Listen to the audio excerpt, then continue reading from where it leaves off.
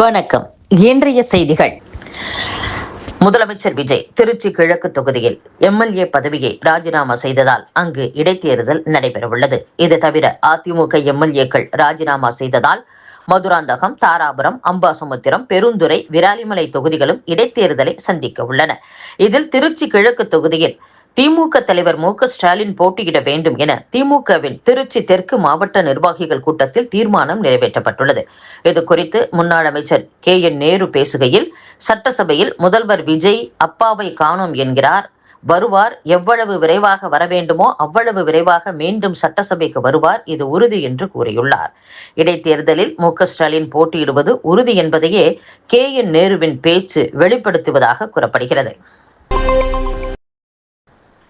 1 megawatt சூரிய ஒளி மின் உற்பத்தி கலன் அமைக்க 25 முதல் 30 லட்சம் ரூபாய் வரை பார்ட்டி ஃபண்ட் வசூலிக்காமல் அனுமதி அளித்தது தொழில் அமைப்பினர் மத்தியில் இன்ப அதிர்ச்சியை ஏற்படுத்தியுள்ளது. சென்னை, கோவை, மதுரை, திருப்பூரில் தொழிற்சாலைகள், வர்த்தக நிறுவனங்கள் சுயமாக மின் உற்பத்தி செய்து கொள்ள காற்றாலை, சோலார் மின் உற்பத்தி நிலையங்களை சொந்தமாக அமைத்துக் கொண்டுள்ளன. இதில் உற்பத்தியாகும் மின்சாரத்தை சொந்த உபயோகத்திற்கு பயன்படுத்தியது போக மீதமுள்ள மின்சாரத்தை தமிழ்நாடு மின்சார வாரியத்திடம் சேமிப்பாகவும் விற்பனைக்கும் அளித்து வருகின்றனர். அந்த திமுக ஆட்சியில் சூரிய ஒளி மின் உற்பத்தி செய்வோருக்கு அதிர்ச்சி அளிக்கும் விதமாக 2 வித திட்டங்கள் நடைமுறைப்படுத்தப்பட்டன. 1 மெகாவாட் சூரிய ஒளி மின் உற்பத்தி பேனல் அமைக்க வேண்டுமானால் அனுமதி பெற 25 லட்சம் ரூபாய் முதல் 30 லட்சம் ரூபாய் வரை பார்ட்டி ஃபண்ட் தர வேண்டிய கட்டாயம் இருந்தது. மற்றொன்று, பேனல்களை கூரையாக அமைத்து மின் உற்பத்தி செய்பவருக்கு நெட் மீட்டரிங் கட்டணமும் விதிக்கப்பட்டது. புதிதாக பொறுப்பேற்றுள்ள தாவேகா ஆட்சியில் சுயமாக மின் உற்பத்தி செய்ய நிறுவப்படும் சோலார் பேனல்களுக்கு பார்ட்டி ஃபண்ட் இல்லை என்று அறிவித்ததோடு உடனடியாக அனுமதி வழங்கியதும் தொழிலதிபர்கள் மத்தியில் வரவேற்பையும் இன்ப அதிர்ச்சியையும் அளித்துள்ளது. இதனால் மகிழ்ச்சி அடைந்துள்ள தொழில்துறையினர் கூறுகையில், தமிழ்நாட்டில் மின் உற்பத்தியை அதிகரிக்கவும் தொழில் வளர்ச்சி பெறவும் இதுபோன்ற மறைமுக கட்டணங்களை கண்டுபிடித்து ரத்து செய்தது மகிழ்ச்சியை அளிக்கிறது. இன்னும் பல துறைகளில் உள்ள இத்தகைய முறைகேடுகளை கண்டறிந்து களைய வேண்டும். மின்துறை அமைச்சர் நிர்மல்குமார் வெள்ளை அறிக்கையில் மின் கட்டணத்தை உயர்த்த மாட்டோம் என கூறியிருப்பதும் மகிழ்வான செய்தியாக இருக்கிறது என்று கூறியுள்ளனர். இதேபோன்று ரியல் எஸ்டேட் துறையில் உள்ள பலரும் மகிழ்ச்சி அடைந்துள்ளனர். நகர் ஊர் அமைப்பு திட்டத்தில் மனை பிரிவுகளுக்கான அங்கீகாரம் பெற லட்சக்கணக்கான ரூபாய் தனிப்பட்ட முறையில் கொடுக்க வேண்டியிருந்தது. சதுர அடி கணக்கில் பெறப்பட்ட இந்த தொகை முழுவதும் தற்போது ரத்து செய்யப்பட்டுள்ளது. வழக்கமான கட்டணத்தை விட 3-4 மடங்கு வசூலிக்கப்பட்டு வந்த கட்டணம் முழுவதும் தற்போது வசூலிக்கப்படுவதில்லை. நீண்ட காலமாக கிடப்பில் போடப்பட்டிருந்த கோப்புகள் தற்போது உயிர் பெற துவங்கியுள்ளன. அனுமதியும் விரைவுபடுத்தப்பட்டு தங்களுக்கு கிடைப்பதாக அவர்கள் கூறுகின்றனர். முதல்வரின் காலை உணவு திட்டத்தில் தற்போது வழங்கப்படும் உணவு வகைகளுடன் திணை உள்ளிட்ட சிறுதானியம் சார்ந்த உணவுகளை வழங்க அரசு ஆலோசித்து வருவதாக கூறப்படுகிறது.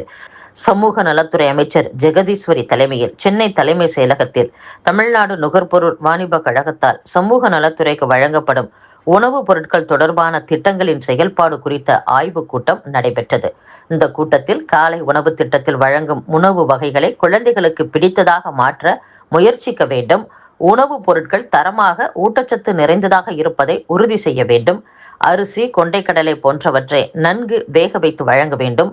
முதியோர் இல்லங்களுக்கு தமிழ்நாடு நுகர்பொருள் வாணிப கழகத்திடம் இருந்து உணவுப் பொருட்களை கொள்முதல் செய்ய வேண்டும். காலை உணவு திட்டத்தில் தற்போது வழங்கப்படும் உணவு வகைகளுடன் திணை உள்ளிட்ட சிறுதானியம் சார்ந்த உணவு வகைகளை சேர்க்க வேண்டும் என்றும் ஆலோசனை கூட்டத்தில் கூறப்பட்டது. தமிழக கேரள எல்லையான விண்ணத்திப்பாறையில் உள்ள கண்ணகி கோவிலில் மாதந்தோறும் வழிபாடு நடத்த அனுமதிக்க வேண்டும். திருப்பரங்குன்றம் தீபம் ஏற்றும் விவகாரத்தில் முந்தைய திமுக அரசின் முறையை முதலமைச்சர் விஜய் பின்பற்றக்கூடாது என்று இந்து மக்கள் கட்சி நிறுவனர் அர்ஜுன் சம்பத் கூறியுள்ளார். அத்துடன் மத்திய அரசுடன் இணக்கமாக இருப்போம் என்ற தாவேக அரசின் கொள்கையை வரவேற்கிறோம். நிதித்துறை, மின்துறை போன்று இந்து சமய அறநிலையத்துறை சார்பிலும் வெள்ளை அறிக்கை வெளியிட வேண்டும். கோவில் நிதியில் திருமண மண்டபம், வணிக வளாகம் அமைக்கும் அரசாணைகளை ரத்து செய்ததை வரவேற்கிறோம். விடுதலை சிறுத்தைகள் கட்சி தலைவர் திருமாவளவனிடம் முதலமைச்சர் விஜய் எச்சரிக்கையாக இருக்க வேண்டும். திமுகவுடன் இருந்தபோது வேங்கை வயல், கருணாநிதி பேனா சிலை போன்ற விவகாரங்களில் அமைதியாக இருந்த திருமாவளவன் தற்போது தாவேக அரசின் தாய்மாமன் சீர்திட்டத்திற்கு எதிர்ப்பு தெரிவிக்கிறார் என்றும் அர்ஜுன் சம்பத் பேசியுள்ளார். தமிழக வெற்றிக்கழக வேட்பாளர் சினோரா அசோக் உள்ளிட்ட கட்சியினரை தாக்கியதாக திமுக முன்னாள் அமைச்சர் சேகர்பாபு மீது பதிவு செய்யப்பட்ட வழக்கை ரத்து செய்ய சென்னை உயர்நீதிமன்றம் மறுத்துள்ளது. சட்டசபை தேர்தல் ஓட்டுப்பதிவு நாளான ஏப்ரல் 23 சென்னை துறைமுகம் தொகுதி தாவேக வேட்பாளர் சினோரா அசோக் தேர்தல் பணிமனையில் இருந்தார். அப்போது அங்கு வந்த முன்னாள் அமைச்சர் சேகர்பாபுவும் அவரது ஆதரவாளர்களும் தாவேக வேட்பாளர் சினோரா அசோக் மற்றும் அக்கட்சி தொண்டர்களை தாக்கியதாக போலீசில் வழக்கு பதிவு செய்யப்பட்டது. அந்த வழக்கை ரத்து செய்ய கோரி திமுக எம்எல்ஏவும் முன்னாள் அமைச்சருமான சேகர்பாபு சென்னை உயர்நீதிமன்றத்தில் மனு தாக்கல் செய்தார். இந்த மனு நீதிபதி ஜி.கே. இளந்திரையன் முன் விசாரணைக்கு வந்தது. அப்போது சேகர்பாபு தரப்பில் சம்பவம் நடந்து 29 நாட்களுக்கு பின் புதிய அரசு பொறுப்பேற்றதும் வழக்கு பதிவு செய்யப்பட்டுள்ளது. புகாரில் கூறியது போல் எந்த சம்பவமும் நடக்கவில்லை என்பதால் வழக்கை ரத்து செய்ய வேண்டும் என வாதிடப்பட்டது.